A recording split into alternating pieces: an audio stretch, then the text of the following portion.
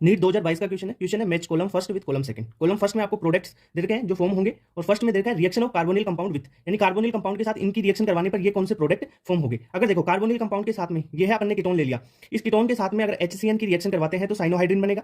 यानी क्या होगा, देखो यहाँ से डबल बॉन्ड को तोड़ो, यहाँ पे प्लस, यहाँ पे माइनस, CN माइनस यहाँ पे जुड़ जाएगा। क्लियर बात। तो ये साइनोहाइड्रिन बनता है HCN से रिएक्शन करने पर। अगर आप कीटोन के 2 मोल ले लेते हो ना, कीटोन का 1 मोल और एल्कोहल के 2 मोल, ठीक है, एल्कोहल के 2 मोल ले लेते हो, कीटोन के साथ रिएक्शन करवाते हो तो एसिटल फॉर्म होता है। अगर यहाँ पे 1 मोल लोगे ना तब हेमी एसिटल बनता है, ठीक है। अगर देखो एमीन ले लो तो आपको सिप बेस बनता है, और ये सबसे इंपॉर्टेंट पार्ट है, इसका ध्यान रखना क्योंकि सिप बेस से क्वेश्चन आ सकता है। तो सिप बेस किससे बनेगा, कीटोन की रिएक्शन RNS2 के साथ करवाओगे तो ये सब्स्टिट्यूटेड इमीन भी से बोलते हैं सिप बेस को, ओके। अगर देखो कीटोन की रिएक्शन हाइड्रोक्सिल एमीन के साथ कराओगे यानी NH2OH के साथ कराओगे तो ऑक्जिम का फॉर्मेशन होगा, तो अब इसको आप मिला सकते हो। देखो ये सारी रिएक्शन बता दी, अब यहाँ पे मिला लो। देखो साइनोहाइड्रिन किससे बन रहा है, S, ए में क्या आ जाएगा, S आ गया। एसिटल किससे बन रहा है, एल्कोहल से। सिप बेस किससे बन रहा है, RNS2 से, ठीक है, तो RNS2 क्यों में है। और ऑक्सिजन किससे बन रहा है, NH2OH से, तो इसमें P आ जाएगा। क्लियर। क्वेश्चन है असर्शन रीजन का, अच्छा क्वेश्चन है। पहला असर्शन दे रखा है, if the activation energy of a reaction is zero, अगर रिएक्शन की एक्टिवेशन एनर्जी जीरो होती है तो temperature will have no effect on the rate constant. Correct है। देखो कैसे, आरएनएस इक्वेशन पढ़ी होगी आपने, आरएनएस इक्वेशन, ठीक है, वो क्या बोलती है, आरएनएस इक्वेशन होती है K बराबर A e की power minus EA upon RT। ये क्या बोल रहा है, अगर देखो एक्टिवेशन एनर्जी को जीरो कर दें अपन, ठीक है, तो यानी EA को क्या कर दिया, EA जीरो कर दिया। EA जीरो कर दोगे तो क्या होगा, K बराबर A हो जाएगा, ये तो जीरो हो गया पूरा, ठीक है, तो K बराबर A बच जाएगा आपके पास। तो देखो यहां पर K और A में कोई टेम्परेचर की टर्म थोड़ी आ रही है, टेम्परेचर से तो इंडिपेंडेंट हो गया ये EA जीरो करने पर, एक्टिवेशन एनर्जी जीरो करने पर, तो करेक्ट हो गया, ठीक है। सेकंड देखो, lower the activation energy faster the reaction, सही है। अगर एक्टिवेशन एनर्जी आप लो करते हो तो रिएक्शन फास्ट हो जाएगी ना, तो असर्शन भी करेक्ट है और रीजन भी करेक्ट है, पर ये इसका एक्सप्लेनेशन नहीं है। डी ब्लॉक की आयनाइजेशन एनर्जी की बात करते हैं। सबसे पहले ग्रुप्स में कर लेते हैं, फिर पीरियड्स में बात कर लेंगे। तो एक चीज देखो, जो थर्ड ग्रुप होता है ना उसमें 3D की ज्यादा, 4D की उससे कम और 5D की सबसे कम होती है आयनाइजेशन एनर्जी। यानी अपन बात कर ले थर्ड ग्रुप में क्या था, स्कैंडियम, इट्रियम और लेंथेनम, तो स्कैंडियम की सबसे ज्यादा, फिर इट्रियम की सबसे उससे कम, और इट्रियम से कम लेंथेनम की, ये ऑर्डर चलेगा। पर देखो ये थर्ड ग्रुप में यही है। इसके बाद में 4th, 5th, 6th और 10th ग्रुप आएंगे ना, उसमें 3D से ज्यादा 4D की होगी, 4D से ज्यादा 5D की होगी। क्लियर बात। ये भाई ये बहुत शानदार तरीके की ट्रिक है। 4, 5, 6, 7, 6 और 10th ग्रुप में 3D से ज्यादा 4D, 4D से ज्यादा 5D की देख लेना। अब पूरे एलिमेंट्स को आप इस तरीके से याद रख लेना, ठीक है। 7th, 8th, 9th, 11 और 12 ग्रुप में 4D की से ज्यादा 3D की, 3D से ज्यादा 5D की। यानी देखो एक बात सुनो, अगर थर्ड ग्रुप को छोड़ दिया जाए तो सबसे ज्यादा देखो आयनाइजेशन एनर्जी 5D की होती है ना, दोनों में 5D की, यानी थर्ड ग्रुप को छोड़ने के बाद सबसे ज्यादा आयनाइजेशन एनर्जी 5D की होती है।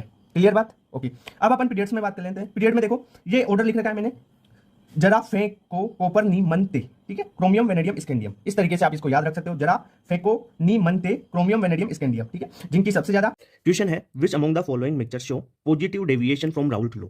देखो पॉजिटिव डेविएशन कौन शो करेगा, पहला वाला है इथेनॉल प्लस एसीटोन, एल्कोहल और acetone, chloroform, acetone, phenol, aniline, nitric acid और वाटर। तो फर्स्ट वाला करेक्ट होगा। देखो बेसिक कॉन्सेप्ट बताता हूं कैसे क्वेश्चन को सोल्व किया जाता है। अपन ने लिया प्योर, जैसे एल्कोहल, इथेनॉल है, ये जो इथेनॉल है इसमें क्या है, H बॉन्ड है, हाइड्रोजन बॉन्डिंग। अगर इसमें एसीटोन डाल देंगे, एसीटोन डालेंगे तो कुछ हाइड्रोजन बॉन्ड क्या होंगे, ब्रेक होंगे, तो वीक होगा इंट्रैक्शन, वीक इंट्रैक्शन। अगर फोर्स ऑफ अट्रैक्शन या इंट्रैक्शन रिएक्टेंट का ज्यादा हो, किससे, प्रोडक्ट से, फोर्स ऑफ इंट्रैक्शन या अट्रैक्शन, यहां पे तो वीक हो गया ना किसका, प्रोडक्ट का, तो ज्यादा किसका है, रिएक्टेंट का, रिएक्टेंट का ज्यादा यानी इथेनॉल का ज्यादा है, क्योंकि हाइड्रोजन बॉन्ड बन रहे हैं, यहां पे बॉन्ड टूट जा रहे हैं, तो ये कंडीशन होती है पॉजिटिव डेविएशन की, ठीक है। कंडीशन समझ में आई। अब देखो एग्जांपल्स बता देता हूं उसका मतलब क्या होगा। इसमें PS है ना वो ग्रेटर देन होगा P note A X A plus, example बता रहा हूं, P note B X B, ठीक है। एग्जांपल कैसे याद रखो, जैसे एसीटोन है, एसीटोन प्लस एल्कोहल, कोई सा भी एल्कोहल आ जाए, और एसीटोन के साथ में अगर CH2 आ जाए, एसीटोन के साथ में अगर देखो जैसे बेंजीन है वो भी आ जाए तो भी पॉजिटिव डेविएशन का एग्जांपल है। और जैसे एल्कोहल और वाटर, एल्कोहल प्लस वाटर, ये भी पॉजिटिव डेविएशन का एग्जांपल है। तो यहां पे एसीटोन और एल्कोहल दे रखा है, तो करेक्ट आंसर फर्स्ट हो गया, ठीक है। सारे एग्जांपल एनसीईआरटी की सारी चोरी हो गई यहाँ पे। जीरो ऑर्डर के लिए, फर्स्ट ऑर्डर के लिए, सेकंड ऑर्डर के लिए क्वेश्चन में रेट कांस्टेंट पूछा जाता है। ट्रिक भी बताऊंगा इसकी और सारा कॉन्सेप्ट बताने वाला हूँ। रेट ऑफ रिएक्शन कैसे लिखते हो, रेट ऑफ रिएक्शन बराबर के इंटू कॉन्सेंट्रेशन की पावर एन। एन क्या है, ऑर्डर ऑफ रिएक्शन, ठीक है।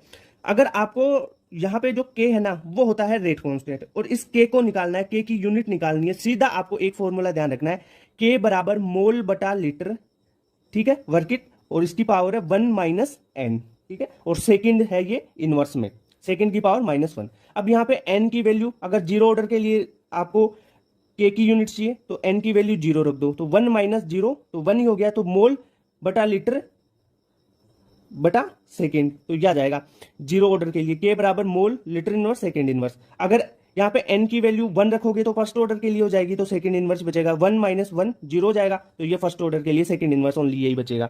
ठीक है, तो ऐसे आप काम कर लोगे। सेकंड ऑर्डर के लिए काम कर लो, फर्स्ट ऑर्डर के लिए सॉरी ये हो गया ना सेकंड इनवर्स, और सेकंड ऑर्डर के लिए यहाँ पे 1 माइनस 2 करोगे तो ये इनवर्स हो जाएगा, तो लीटर ऊपर चल जाएगा, मोल नीचे हो जाएगा, तो मोल इनवर्स लीटर की पावर 1 और सेकंड इनवर्स हो जाएगा। तो ये आपको क्वेश्चन है, कॉलम फर्स्ट को कॉलम सेकंड से मैच करना है। आपको क्या दे रखा है, देखो लिथियम एल्युमिनियम हाइड्राइड दे रखा है, सोडियम बोरोहाइड्राइड दे रखा है, रेड फास्फोरस HI दे रखा है, तो इनमें क्या है रिडक्शन करवाना है। अब देखो रिएक्शन कैसे होगी, देखो पहला दे रखा है लिथियम एल्युमिनियम हाइड्राइड, ठीक है, तो यहां से तोड़ो और इसका भी अल्कोहल बन जाएगा और इसका भी अल्कोहल बन जाएगा। ठीक है, तो देखो ROH, ROH कहां पे है, क्यू में है, तो इसका एक तो क्यू हो गया और इसका अल्कोहल R-COH, R-CH2OH, तो ये हो गया R, क्यू और R आ गया ए का, तो ए का क्यू और आर फर्स्ट में ही दे रखा है। ठीक है, सेकंड देख लेते हैं, लिथियम एल्युमिनियम हाइड्राइड है, तोड़ो यहां से R-CH2OH, ठीक है, तो R-CH2OH बी का आर आ गया, बी का क्या आ गया, आर आ गया, तो बी का आर इसमें दे रखा है। ओके नेक्स्ट चलो R-CH2Br, देखो लिथियम एल्युमिनियम हाइड्राइड है, ब्रोमीन को उठाएगा, हेलोजन को उठाएगा, हाइड्रोजन लगा देगा, यानी R-CH3 बन जाएगा इसका। क्लियर बात। अब सोडियम बोरोहाइड्राइड है, सोडियम बोरोहाइड्राइड भी वही रिडक्शन का काम करेगा, R-CH2OH यानी अल्कोहल बना देगा, R-CH2, तो इसका क्या बन जाएगा R-CH2OH यानी आर आ जाएगा, इसका भी आर ही आ गया। और ये देखो यहाँ पे रेड फास्फोरस HI है, रेड फास्फोरस HI क्या करता है भाई, एल्केन बना देता है डायरेक्ट, ये नहीं बनाता है अल्कोहल वगैरह, इनमें कन्वर्ट नहीं करता, डबल बॉन्ड देखा, ये डबल बॉन्ड O देखा, तोड़ेगा 2 हाइड्रोजन देगा इसको। ठीक है, ओके, तो ये बन जाएगा RCH2, RCH3 बन गया ना, ये यहां से तोड़ो, देखो इसको तो बन गया RCH3 और ये बन गया R डेस है, तो ये R डेस मतलब आच। ठीक है, तो ई में क्या आ गया, देखो एक तो R डेस H आ गया यानी S आ गया, S और आपका आ गया T। क्लियर बात, तो ये चीज समझ में, करेक्ट कौन सा हो गया, फर्स्ट हो गया। सब बताता हूँ, रिएक्शन करवानी है, जैसे RCH double bond CH2 alkene की रिएक्शन करवानी है, इसकी रिएक्शन आप करवाओ X2 और वाटर में, ठीक है, यानी पोलर सॉल्वेंट में पहला तो, और दूसरा इसकी रिएक्शन किसी नॉन पोलर सॉल्वेंट में करवाते हैं। ठीक है, एक इसकी रिएक्शन करवानी है, मान लो अपन ने ले लिया X2 और नॉन पोलर सॉल्वेंट CCl4 ले लिया, ठीक है, CaCl3 भी ले सकते हो आप। देखो नॉन पोलर में करवाओगे साइक्लिक हेलोनियम आयन बनेगा, यहाँ पर X बनेगा, साइक्लिक हेलोनियम आयन की मैकेनिज्म से होगी, और CH यहाँ पे X लगेगा, बॉन्ड CH2X, ये प्रोडक्ट फॉर्म होगा। ठीक है, समझ में आई इतनी बात। अब देखो अगर ये यहाँ पर H2O है तो यहाँ से OH माइनस आएगा। अब देखो ये X2 है, यहाँ पे X2 को कैसे तोड़ा था, X प्लस और X माइनस में तोड़ दिया था ना अपन ने। ठीक है, एक इलेक्ट्रोफाइल और एक न्यूक्लियोफाइल के रूप में। ठीक है, X प्लस X माइनस, यहाँ पे एक होगा X प्लस और एक होगा X माइनस। अब जो X माइनस है, X माइनस को जो यहाँ पर H2O डाल दिया अपन ने, पोलर सॉल्वेंट डाल दिया H2, तो ये H2O X माइनस को घेर लेगा। ठीक है, और अटैक करने ही नहीं देगा, तो यहाँ पर क्या होगा, यहाँ पर RCH तो यहाँ पर है ना जो OH लगेगा। क्लियर बात। और OH यहाँ पर क्यों लगा, क्योंकि यहाँ पर स्टेबल कार्बोकेटाइन यहाँ पर तो बनेगा भाई, देखो इस बॉन्ड को तोड़ लो, यहाँ पे कार्बोकेटाइन प्लस, यहाँ पे माइनस, ऐसे बना के कर लो आप, स्टेबल यहाँ पे बनेगा ना, क्योंकि R ग्रुप लगा हुआ है। अब यहाँ पर आपको ये देखना पड़ेगा कि जो R है वो इलेक्ट्रॉन विड्रॉइंग है या इलेक्ट्रॉन डोनेटिंग, तब वहाँ पे कार्बोकेटाइन की स्टेबिलिटी चेक करके फिर बना दो। मैकेनिज्म तो साइक्लिक हेलोनियम आयन से ही बनेगी इसकी। ठीक है, और इसे हेलोहाइड्रिन बोलते हैं। क्वेश्चन है Cannizzaro reaction is not given bye, देखो सबसे पहले केनिजारो की रिएक्शन की कंडीशन देखो, केनिजारो रिएक्शन होती है ना किस में होगी, जिसके पास अल्फा हाइड्रोजन एब्सेंट होंगे उनमें केनिजारो रिएक्शन होगी। अब किस में एब्सेंट है, देखो यहां पर कोई अल्फा हाइड्रोजन नहीं है, यहां पर कोई अल्फा हाइड्रोजन नहीं है, इसमें कोई अल्फा हाइड्रोजन नहीं है, यहां पर देखो 3 अल्फा हाइड्रोजन है, फोर्थ में देखो CH3 3 हाइड्रोजन है ना, अल्फा हाइड्रोजन, तो ये रिएक्शन नहीं देगा। और पूछा क्या है, नॉट गिवन। ठीक है, यानी केनिजारो रिएक्शन कौन देगा, जिसके पास अल्फा हाइड्रोजन नहीं हो वो केनिजारो रिएक्शन देते हैं। क्लियर बात यार, शेयर करो वीडियो को। क्वेश्चन है which of the following compound is most reactive towards nucleophilic addition reaction. अब देखो जो न्यूक्लियोफिलिक एडिशन रिएक्शन है ना, उसको आप कैसे चेक करोगे, सबसे पहले आपको स्टेरिक हिंड्रेंस देखनी है। जो न्यूक्लियोफिलिक एडिशन रिएक्शन की रिएक्टिविटी होती है वो स्टेरिक हिंड्रेंस के इनवर्सली प्रोपोर्शनल होती है, यानी जितने ज्यादा बल्की ग्रुप होंगे न्यूक्लियोफिलिक एडिशन रिएक्शन की रिएक्टिविटी उतनी ही कम हो जाएगी। तो अपन कीटोन की बात करें, देखो जैसे CH3 double bond O CH3, एक तो ये तो कीटोन है, और CH3 CHO ये एल्डिहाइड है। तो इस कीटोन में तो देखो 2 बल्की ग्रुप है और एल्डिहाइड में एक ही है, तो इसलिए देखो स्टेरिक हिंड्रेंस यहाँ पर ज्यादा है और स्टेरिक हिंड्रेंस यहाँ पे कम है। जहां पर स्टेरिक हिंड्रेंस कम उसकी NAR ज्यादा हो गई, तो NAR किसकी ज्यादा हो जाएगी, एल्डिहाइड की ज्यादा हो जाएगी कीटोन से। तो हमेशा याद रखो एल्डिहाइड की ज्यादा होगी कीटोन से। ठीक है, पहले तो ये चीज आप क्लियर कर लो। तो ये तो कीटोन है, ये रेस से हटिया, ये कीटोन है, ये तो रेस से हटिया। अब देखो ये 2 एल्डिहाइड बचे, एल्डिहाइड में देखो किसमें स्टेरिक हिंड्रेंस ज्यादा है, इसमें CH3 ग्रुप लगा हुआ है, छोटा ग्रुप है, और ये देखो फेनिल ग्रुप बड़ा है। तो फेनिल ग्रुप बड़ा है, इसमें 6 कार्बन है ना, और ये एक ही कार्बन का CH3 ग्रुप लगा हुआ है। तो देखो फेनिल बड़ा है, स्टेरिक हिंड्रेंस ज्यादा, तो NAR कम, इसकी स्टेरिक हिंड्रेंस कम, तो NAR इसकी ज्यादा होगी। करेक्ट आंसर फर्स्ट हो गया। यार भाई वीडियो को शेयर भी करो यार, थोड़ा बहुत तो सपोर्ट करो यार।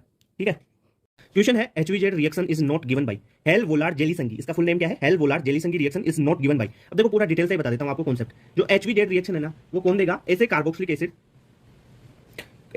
एसिड जिनके पास अल्फा हाइड्रोजन प्रेजेंट होना चाहिए, अल्फा हाइड्रोजन प्रेजेंट होगा तब वो ये रिएक्शन देंगे। रिएक्शन कैसे होगी, पहले रिएजेंट बता देता हूं उसका।